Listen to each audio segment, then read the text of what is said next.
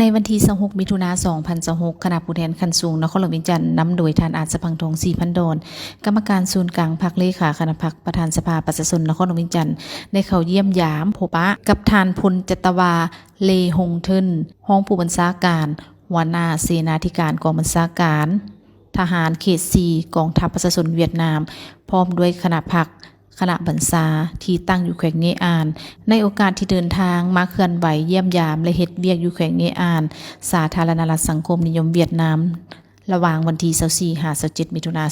2026การพบปะในครั้งนี้ทั้งสองฝ่ายได้พัดเปลี่ยนกันตีราคาสูงต่อการพัวพันร่วมมือระหว่างสองพรรคสองรัฐและประชาชนสองชาติลาวเวียดนามก็คือสองกองทัพประชาชนลาวและเวียดนาม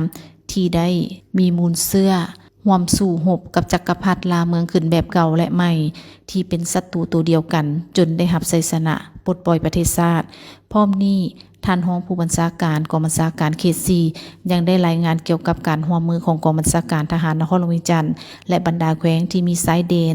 ติดกับบรรดาแขวงภาคกลางของเวียดนามที่ได้ร่วมกันเฮ็ดหน้าที่ความรับผิดชอบป้องกันชายแดนให้มีความสงบเฮ็ดให้การไปมาหาสู่มีความสะดวกสบายเวียกงานการร่วมมือขุดค้นซอกหาอัฐิของเสี่ยวซานและอาสาสมัครทหารเวียดนามที่เสียสละชีวิตในปากสงครามอยู่ลาวเห็นว่า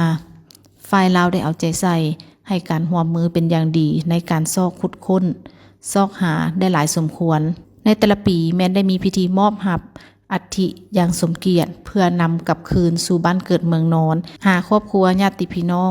นอกนี้กองบัญชาการทหารเขต4ยังได้เฮ็ดธุรกิจร่วมกับบริษัทโกเอโก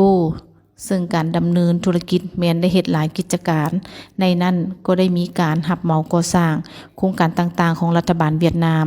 ทั้งอยู่เวียดนามและลาวปัจจุบันยังได้ถูกมอบหมายจากรัฐบาลเวียดนามให้ปฏิบัติ2โครงการใหญ่คือโครงการสำรวจก่อสร้างวางท่อส่งน้ำมันจากเวียดนามไปลาวและโครงการสร้างทางด่วนเวียดนามลาวเติมอีกโอกาสนี้ท่านเลขาคณะพรรคนครหลวงเวียงจันทน์ได้แสดงความขอบใจมายังกองบัญชาการทหารเขต4ที่ได้ต้อนรับคณะผู้แทนขั้นสูงนครหลวงเวียงจันทน์อย่างอบอุ่นในครั้งนี้เป็นการแสดงให้เห็นถึงความสามัคคีพิเศษและการร่วมมือรอบด้านระหว่างสองพรรค